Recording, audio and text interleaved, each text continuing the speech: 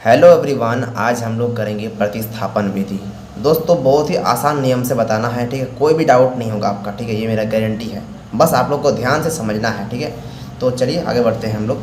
देखिए दोस्तों, यहाँ पर आपका दो गो समीकरण दिया है, समीकरण 1 और समीकरण 2, ठीक है। अब देखिए क्या करना है, इसका नियम क्या है, ठीक है, वो आप ध्यान दीजिए थोड़ा सा, ठीक है। तो देखिए सबसे पहले हम यहाँ पर लेंगे समीकरण 1 से।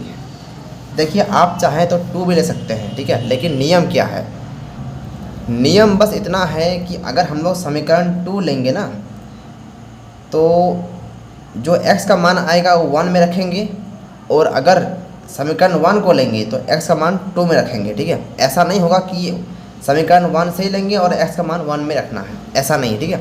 देखिए अगर आप समझ नहीं पाए तो ध्यान से देखिए कि हम क्या बोलने खोज रहे हैं, ठीक है। देखिए अभी हम लिए समीकरण 1 से, और आप चाहे तो 2 भी ले सकते हैं, ठीक है। कोई ज़रूरी नहीं है कि हाँ 1 ही लेना है, ठीक है।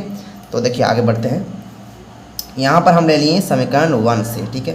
तो पहले उसको उतारिए समीकरण 1 को, कि x + y = 14, ये है आपका समीकरण 1, ठीक है। अब क्या करना है, x का मान आपको निकालना है ना, तो x को अलग कर दीजिए और y को भेज दीजिए इस तरफ, बराबर की इस पार, ठीक है। तब ये आपका बन जाएगा 14। देखिए यहाँ प्लस था तो यहाँ क्या होगा, माइनस होगा, ठीक है।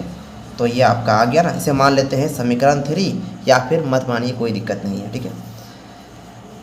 अब क्या है, अब देखिए अब आपको लिखना है x का मान समीकरण 2 में रखने पर, ठीक है। देखिए दोस्तों, हम यही बोलने खोज रहे थे कि अगर यहाँ पर समीकरण 1 मानेंगे ना, है कि नहीं, अगर समीकरण 1 को लेंगे तो x का है ना जो मान हम 2 में रखेंगे, और अगर यहाँ पर 2 लेंगे तो यहाँ क्या होगा, 1 होगा, ठीक है। अब देखिए आगे बढ़ते हैं। तो यहाँ पर क्या बोले हैं, x का मान समीकरण 2 में रखने पर। तो देखिए समीकरण 2 कौन है यहाँ पर, ये है ना, तो इसको आराम से यहाँ पर उतारिए। यहाँ क्या दिया है आपका, x - y = 4, है ना, ये समीकरण 2 है। अब देखिए जहाँ जहाँ आपका x है ना, वहाँ क्या करना है, आपको लिखना है 14 - y। तो देखिए यहाँ पर x है ना, तो यहाँ क्या करना है हमको, इसका जगह पर लिखना है 14 - y। और देखिए ये पहले से ही था ना, इसको यहाँ उतारना है, और ये बराबर, और ये आपका 4, ठीक है।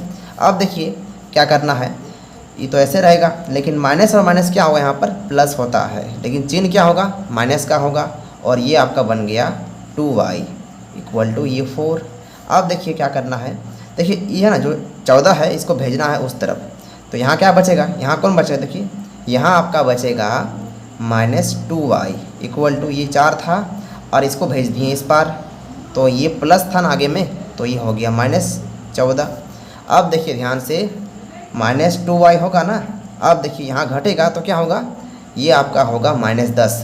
माइनस क्यों होगा, क्योंकि माइनस बड़ा है और प्लस छोटा है, ये प्लस का है ना, आगे में कुछ नहीं है तो प्लस है, और इसका क्या है, माइनस है, इसलिए चिन्ह लगता है माइनस का, जो बड़ा है उसी का चिन्ह लगता है ना, ये तो आप लोग जानते होंगे।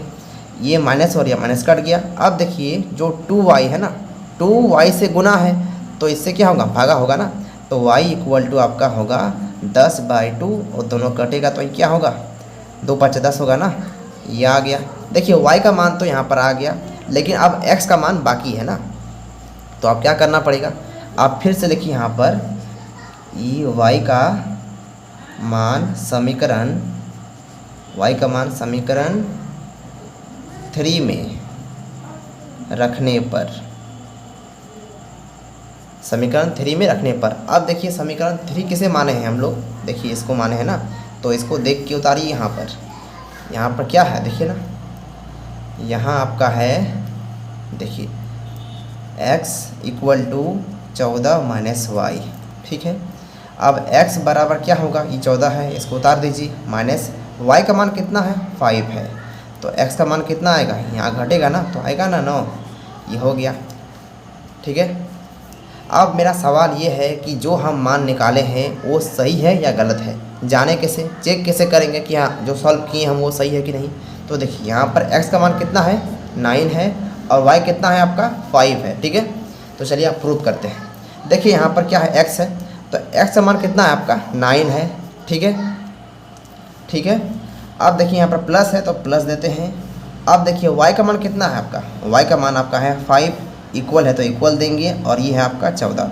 देखिए बराबर यूं ही नहीं दिया है, बराबर सच में है। मतलब ये है कि x y का मान अगर हम लोग यहाँ पर रख के जोड़ेंगे तो इतना आना चाहिए ना, मतलब दोनों इक्वल इक्वल होना चाहिए आपका। तो इक्वल हो रहा है कि नहीं हो रहा है वो देखिए। तो यहाँ तो हो गया ना, 9 5 कितना 14 इक्वल टू 14, तो यहाँ तो सही है।